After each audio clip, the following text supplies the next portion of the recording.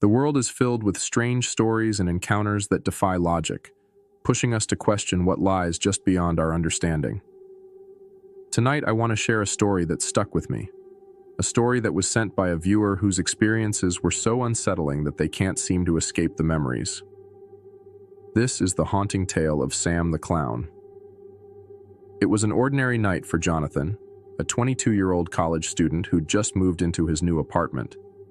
It was nothing fancy, just a modest space in a quieter part of town, isolated enough to enjoy peace and quiet, but close enough to campus for convenience. Jonathan loved that sense of independence, finally living on his own. Little did he know that this apartment would become the setting for a series of chilling events that would haunt him long after he left. Jonathan had always considered himself level-headed.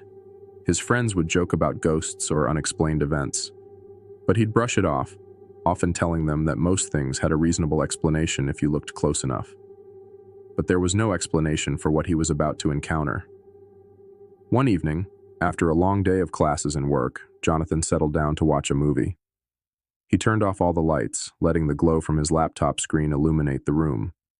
The neighborhood was unusually quiet that night, with only the occasional sound of a car passing by.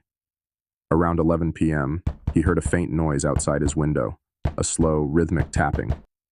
Jonathan tried to ignore it, convincing himself it was just the wind or maybe a branch hitting the glass. But as the tapping grew louder and more deliberate, his heart started racing. His curiosity got the best of him, and he cautiously pulled back the curtain, half expecting to see an empty street. But there, standing just beyond the faint glow of the streetlight, was a figure dressed in bright, ragged clothing. The figure's face was hidden in shadow, but its posture was unnatural, as though it was waiting for him to react. Jonathan's breath caught as he locked eyes with the figure, and it slowly raised a gloved hand, waving at him in a slow, deliberate motion. Every rational thought in his mind screamed that it was just a prank, a neighbor trying to scare him, or maybe a kid from a nearby party. But there was something off, something too unsettling in the way the figure moved, in the unnatural stillness that followed the wave. Jonathan quickly closed the curtain and tried to shake it off. Over the next few days, Jonathan noticed small, strange things happening around his apartment. He'd find objects slightly moved, things that he could have sworn he left in one spot turning up somewhere else. And then came the figurines. Small clown dolls, each one more disturbing than the last, started appearing in random spots around his apartment.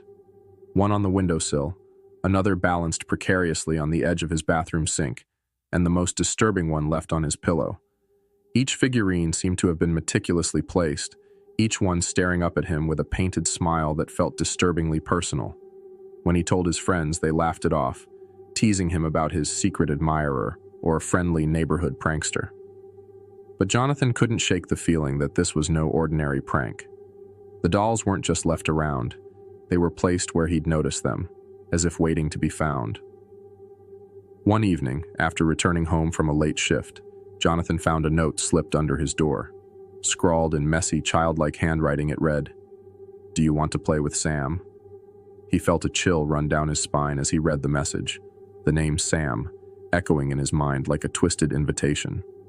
He tore up the note, deciding he wouldn't let this prankster get the best of him. But the notes didn't stop. Each night, a new one would appear, sometimes taped to his window or left on his doorstep. Some were as simple as "Sam is watching," while others were even more cryptic.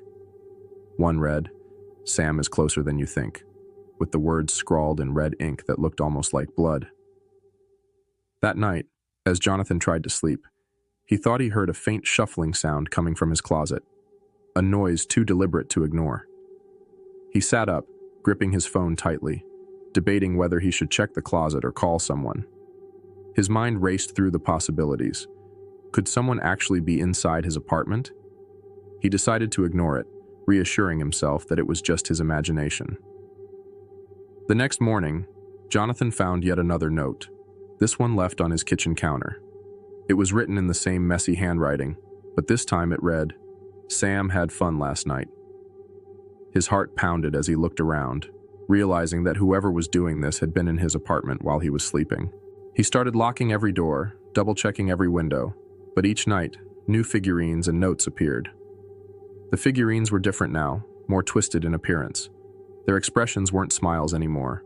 They were grimaces, their painted eyes looking angry or desperate. One of the notes he found that week simply read, "Sam is in the walls." Paranoia began creeping into his mind. He found himself jumping at every small noise, convinced that someone, or something, was watching him. He couldn't focus on his classes, barely spoke to his friends, and started sleeping with a baseball bat beside his bed. His friends' laughter and reassurances did little to comfort him. He knew deep down that this was more than just a prank. After another sleepless night, Jonathan decided to stay at a friend's place, hoping to escape the nightmare that had taken over his life. But even there, he wasn't safe. The first night, as he lay in bed, his phone buzzed. Groggily, he picked it up, only to find a picture of himself lying in bed, taken from outside the window. The realization hit him like a wave of ice. Whoever was tormenting him wasn't limited to his apartment. They were following him, watching him no matter where he went. The next day, he went to the police, desperate for help, but they found no evidence of forced entry at his apartment, no fingerprints, no signs that anyone else had been there. They chalked it up to stress or a prank gone too far, dismissing his fears. As he packed up the last of his things to leave the apartment for good, the light suddenly went out. Jonathan froze, the darkness pressing in around him, amplifying every small sound. His phone's flashlight barely illuminated the room as he made his way to the door, heart pounding in his chest. But just as he reached for the doorknob, he heard it. A slow, deliberate tapping at the window. He turned, trembling, and saw Sam standing outside, closer than ever before. The clown's face was painted in a wide, grotesque grin, but its eyes were dark, unfeeling, staring straight into Jonathan's soul. Sam raised a gloved hand and waved, that same slow, chilling gesture.